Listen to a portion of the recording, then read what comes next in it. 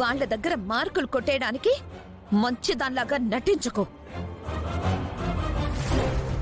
చాలా వంతిక ఆపో.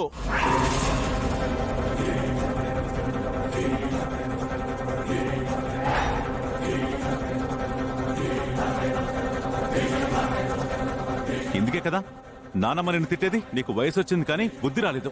అసలేం మాట్లాడాలో కూడా అర్థం కావట్లేదు. అహల్య ఎప్పుడు మన గురించే ఆలోచిస్తుంది కదా అవంతిక.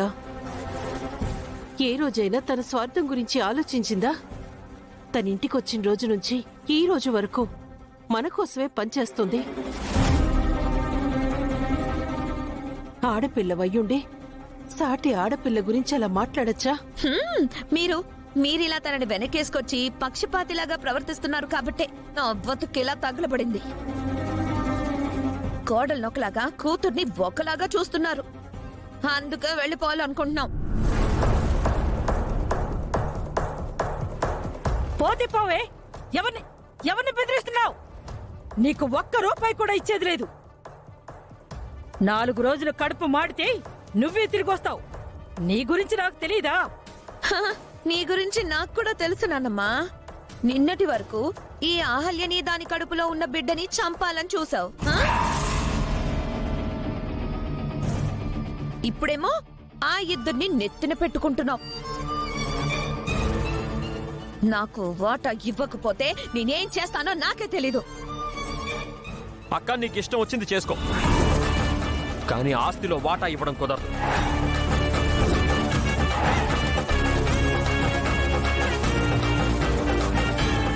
అయినా ఆస్తిలో నీకు వాటా ఎందుకు ఇవ్వాలక్క? ఎందుకు ఇవ్వాలి?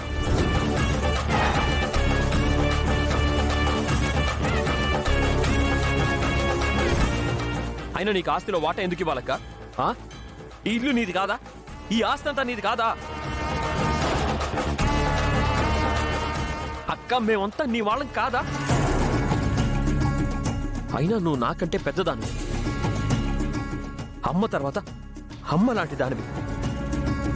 అక్క నువ్వు నన్ను శ్రావ్యని అమ్మలా పెంచిన దానివి. అలాంటి నువ్వు మమ్మల్ని వదిలేసి ఎలా వెళ్తావు అక్క? నువ్వు బావా బుజ్జి లేకుండా మేము ఎలా ఉంటాం చెప్పు?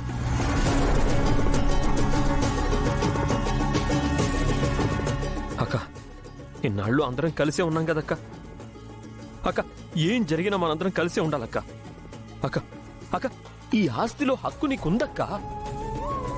ఈ ఆస్తి అంతా నువ్వే తీసుకోక్క.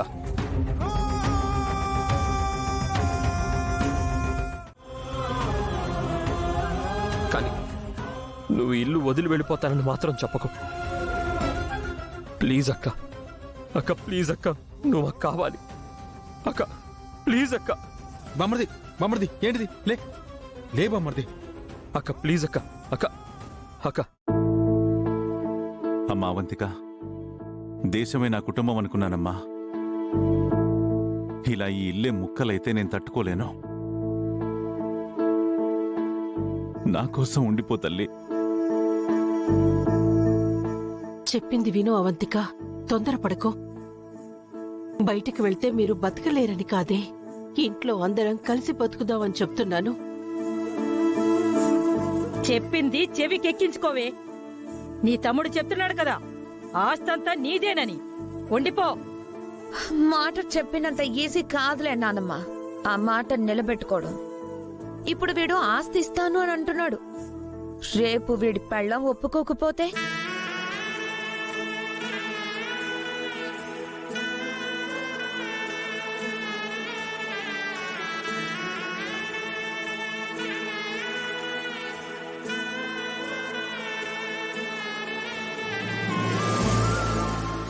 మాట తప్పే ప్రసక్తే లేదక్క. నేను నా భార్య ఇద్దరం కలిసి మాటిస్తున్నాం.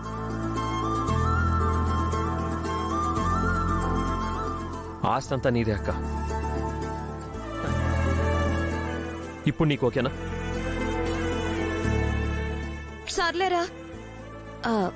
నాకు మాత్రం మీ అందరినీ వదిలేసి వెళ్లాలని ఉందా ఏంటి? ఏదో మీరు నన్ను బాధ పెట్టే మాటలు అన్నారని కాస్త నా మనసుకి బాధ అనిపించి వెళ్ళిపోవాలనుకున్నాను. ఆస్తిదే ఉంది, నా దగ్గర ఉంటే ఒకటి, మీ దగ్గర ఉంటే ఒకటా? హ? హ. అయినా ఆస్తంతా నాదే అన్నారు కదా, ఒక్క మాట చాలే.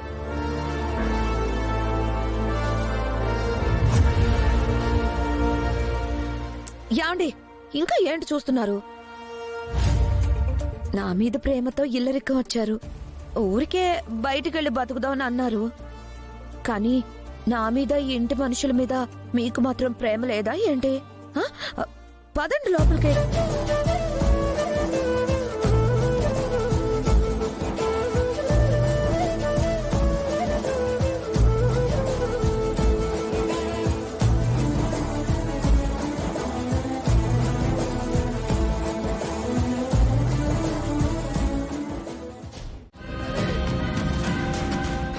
నేనెవరిని పెళ్లి చేసుకోకుండా లైఫ్ లాంగ్ ఒంటరిగా మిగిలిపోవాలనుకుంటున్నావా? స్వార్థం ఉండాలి కానీ మరి ఇంత పీక్స్ లో ఉండకూడదు.